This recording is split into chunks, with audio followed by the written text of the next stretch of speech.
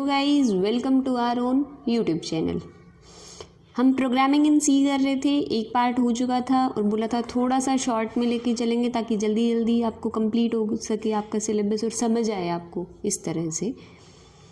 तो अगर मतलब रिप्रेजेंटेशन पे आप जाओगे कि कितना लिखा है उसी अकॉर्डिंग आप लिखोगे, तो थोड़ा सा आपको अपनी बुक्स वगैरह या नोट्स जो भी जहाँ से भी आप पढ़ रहे हो तो थोड़ी सी हेल्प उसकी ले लेना। मैंने इतना लिखा हुआ है कि आपको समझ आ जाए कि ये चीज़ें होती क्या है। अब डिपेंडिंग अपॉन द मार्क्स की कितने मार्क्स की क्या चीज़ आ रही है, तो आप कुछ बुक से हेल्प ले सकते हो, कितने कौन से क्वेश्चंस आए हैं, कितने मार्क्स में आते हैं, तो कितना लिखना सही रहेगा।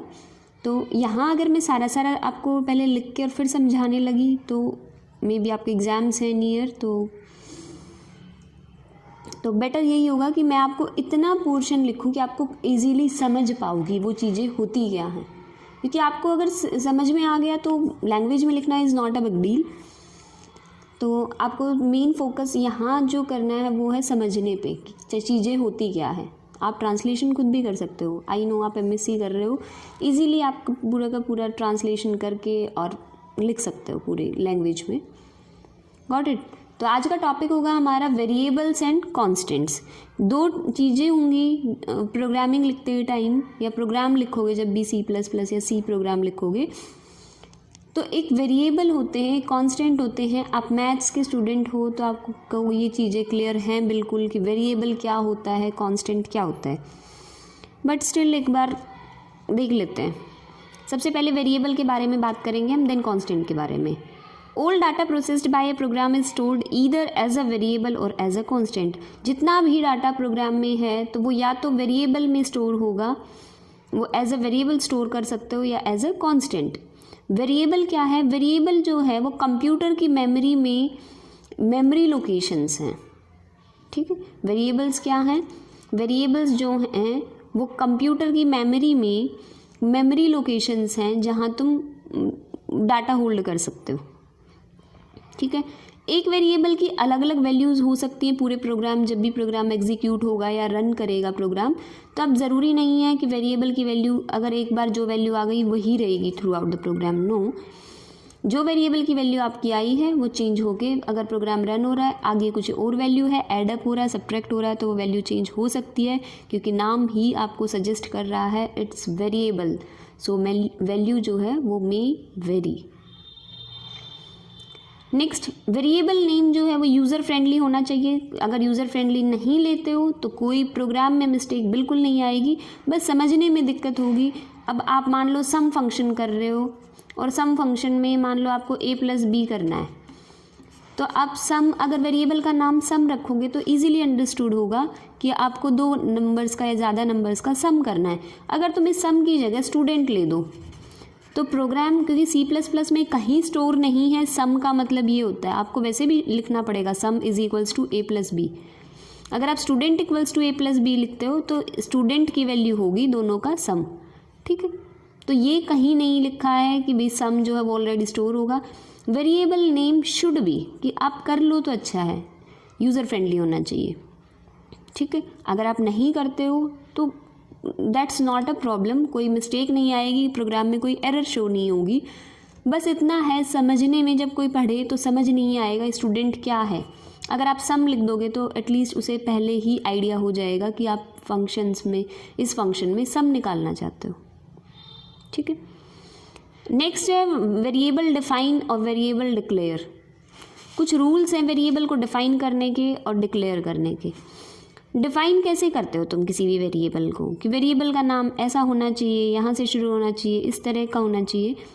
सबसे पहले तो वेरिएबल के नाम में अल्फ़ाबेट हो सकते हैं, डिजिट्स हो सकते हैं, अंडरस्कोर कैरेक्टर।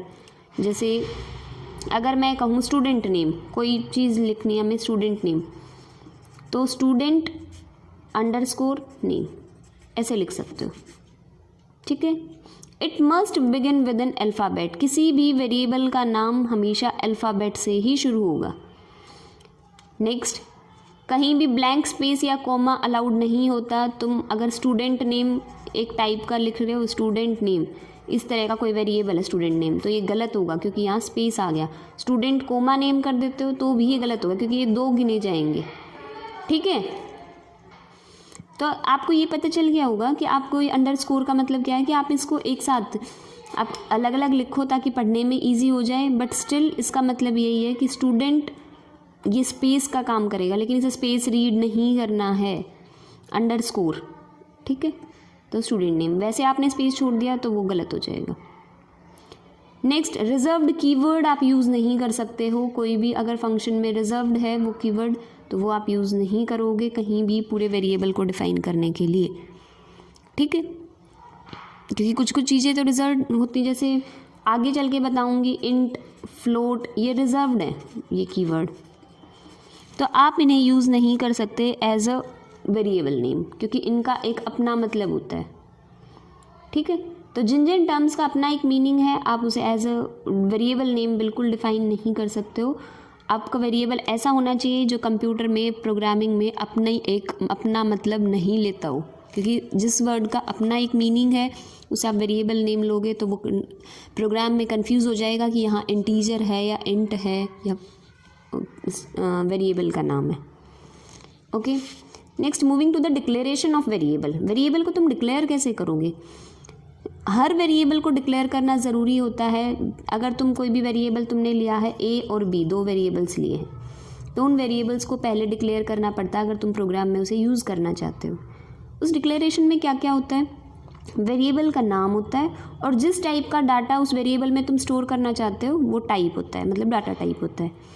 एग्जाम्पल के लिए हमने कह दिया इंट ए, ये है वेरिएबल का नाम, यहाँ ए एक वेरिएबल है, इंट वो डाटा टाइप है, इंट का मतलब होता है इंटीजर, ठीक है, लेकिन उसका कीवर्ड इंट होता है। इंटीजर लिखोगे कोई नहीं समझेगा, कंप्यूटर में इंट का अपना एक मतलब है, इंटीजर का कोई मतलब नहीं है, ठीक है। ऐसे ही फ्लोट भी एक कीवर्ड है, एक डाटा टाइप है कि ए जो है, जैसे ए एक वेरिएबल है जो किस टाइप का है, इंटीजर टाइप का है। ऐसे ही बी और सी जो है दो वेरिएबल्स हैं, आप दोनों को एक साथ भी कर सकते हो, ऐसे ज़रूरी नहीं है कि इंट ए फ्लोट बी फ्लोट सी करो, नहीं, अगर दोनों सेम टाइप के हैं, डाटा टाइप सेम है तो एक साथ कर सकते हो। जैसे बी और सी का सेम डाटा टाइप था फ्लोट, तो एक साथ कर लिया। आगे चल के मैं आपको मीनिंग बताऊंगी इंट फ्लोट ये सब होते क्या हैं। अभी आपको ये लग रहा होगा ये इंट क्या है और फ्लोट क्या है, ठीक है। तो अभी इनका लिखना इसीलिए ज़रूरी था साथ में कि आप सोचोगे कि पहले क्यों नहीं बताया, क्योंकि अभी हम वेरिएबल को डिस्कस कर रहे हैं। तो वेरिएबल में एक बार ये तो बताना ही पड़ेगा, वेरिएबल से पहले डिक्लेयर करने से पहले उसका डाटा टाइप लिखा जाता है। हर स्टेटमेंट के एंड में, हर डिक्लेरेशन स्टेटमेंट के एंड में एक सेमी कॉलन लगता है, ठीक है। तो ये था declaration of variable and this is all about the variable. And moving to the constant. Constants are those that never change their value during a program execution. Program execute हो रहा है, कितना ही बड़ा प्रोग्राम हो, शुरू से लेके एंड तक, उसका थ्रू आउट द प्रोग्राम आपका वैल्यू जो है वो चेंज नहीं होगी, वो वैल्यू सेम रहेगी।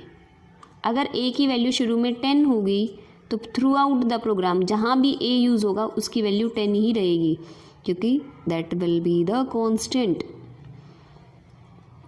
कांस्टेंट 3 टाइप्स के होते हैं, न्यूमेरिक कांस्टेंट, कैरेक्टर कांस्टेंट और स्ट्रिंग कांस्टेंट। इन तीनों के बारे में अभी हम पढ़ेंगे, तीनों को अलग अलग एक्सप्लेन करेंगे। First one is the numeric constants.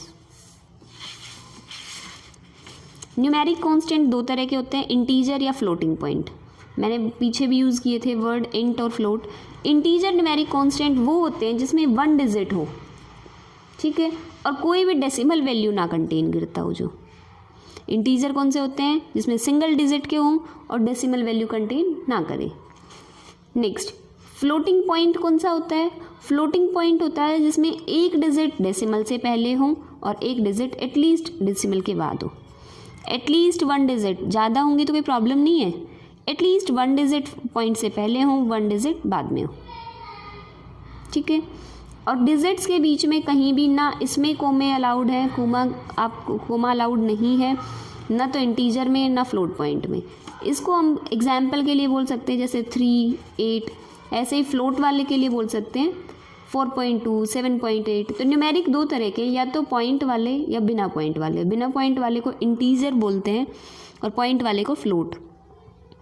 Point वालों में भी आगे मतलब और होगा कि कितनी बाइट का पॉइंट है वो, उसके अकॉर्डिंग आपका चेंज हो जाएगा कि फ्लोट है या नहीं है। बट यहाँ के लिए आप न्यूमेरिक कांस्टेंट में 2 ही चीज़ें पढ़ेंगे, विदाउट एनी डेसिमल और डेसिमल, ठीक है। तो न्यूमेरिक कांस्टेंट यही है। उसके आगे है कैरेक्टर कांस्टेंट। कैरेक्टर में क्या होता है, it is a single alphabet, single digit और single special symbol enclosed in single quotation marks. कि कैरेक्टर कांस्टेंट में या तो सिंगल अल्फ़ाबेट हो, या सिंगल कोई डिजिट हो, या सिंगल कोई स्पेशल कैरेक्टर हो, जो स्पेशल कैरेक्टर से स्पेशल सिंबल्स होते हैं। इसे नेक्स्ट वीडियो में मैं आपको स्पेशल कैरेक्टर्स भी बताऊंगी, सी कैरेक्टर का कौन से सेट हैं, जैसे कोमा, पीरियड, सेमीकॉलन, इस तरह करके, ओके। और जो कैरेक्टर कांस्टेंट होते हैं वो हमेशा सिंगल कोट्स में लिखे जाते हैं। लाइक अगर तुम सिंगल डिजिट की बात करो तो 7 एग्जाम्पल के लिए, और सिंगल कोट्स में। कोई जैसे स्पेशल कैरेक्टर की बात करो, जैसे हमने डेसिमल लगाया है जिसे हम पीरियड बोलते हैं, तो इसको कैसे, सिंगल कोट्स में। कोई सिंगल अल्फ़ाबेट हो तो ए, तो इनको भी सिंगल कोट्स में, okay. So this is character constant. Moving to the string constant. String constant क्या होते हैं? स्ट्रिंग कांस्टेंट एक सीक्वेंस है कैरेक्टर्स की surrounded by double quotation marks. जैसे कि कैरेक्टर कांस्टेंट में सिंगल कैरेक्टर्स होते हैं, ऐसे ही स्ट्रिंग कांस्टेंट में एक सीक्वेंस होती है कैरेक्टर्स की। जैसे अगर हम बोले स्टूडेंट में सिर्फ एस की बात करें तो सिंगल कैरेक्टर है, टी की बात करें तो सिंगल कैरेक्टर है। अगर इन्हें अलग अलग ट्रीट कर रहे हैं इन सिंगल कैरेक्टर्स को, तो ये कैरेक्टर कांस्टेंट में काम करेंगे। अगर आप इसे एक साथ लिख रहे हो, ये अलग अलग थे, ठीक है, तो ये क्या है, ये स्ट्रिंग कांस्टेंट है, क्योंकि ये सीक्वेंस है कैरेक्टर्स की। और किससे सराउंडेड होती है, इनक्लोज्ड होती है, डबल कोट से, ओके। हर स्ट्रिंग कांस्टेंट जो है वो टर्मिनेट होगा, एंड अप होगा विद /0, ठीक है, दिस 0। तो अगर कोई स्ट्रिंग है जैसे स्टूडेंट, मैंने एग्जाम्पल के लिए, वो एक्चुअली रिप्रेजेंट कैसे होती है मेमोरी में, या लिखने के बाद वो स्ट्रिंग कांस्टेंट को कैसे रीड करता है, ऐसे स्टूडेंट है /0। तो इसका साइज़, जैसे कहने को स्टूडेंट में 7 कैरेक्टर्स हैं, तो इसका साइज़ 7 होना चाहिए, लेकिन इसका साइज़ 7 नहीं 8 होता है, क्योंकि इसको भी वो एक कैरेक्टर रीड करता है, ओके। ये बैकस्लैश जो है, तो बैकस्लैश वाले को आपको एक कैरेक्टर इसको भी रीड करता है, तो इसका साइज़ हमेशा इसको ऐड अप करके बोलेगा, ओके। सो इसे नल कैरेक्टर भी बोलते हैं, जो आपका टर्मिनेटिंग कैरेक्टर है, बैकस्लैश और 0। तो ये है थर्ड टाइप का constant, string constant. So this is all about the variables and constants. So next time हम एक तो इम्पॉर्टेंट फीचर्स करेंगे सी प्रोग्राम के, और कीवर्ड और आइडेंटिफायर क्या होते हैं वो करेंगे, क्योंकि अगर ये आपको कन्फ्यूज़न क्लियर हुआ कीवर्ड और आइडेंटिफायर का, तो आप डाटा टाइप समझ पाओगे, ओके। सो आज के लिए इतना ही। Thank you guys for watching my video. If you like it, please like, share and subscribe my channel. If you have any doubt, any query, you can message me on Instagram or ask your question in the comment section also. I will share my Instagram ID and my UPI ID in the description box. Thank you guys.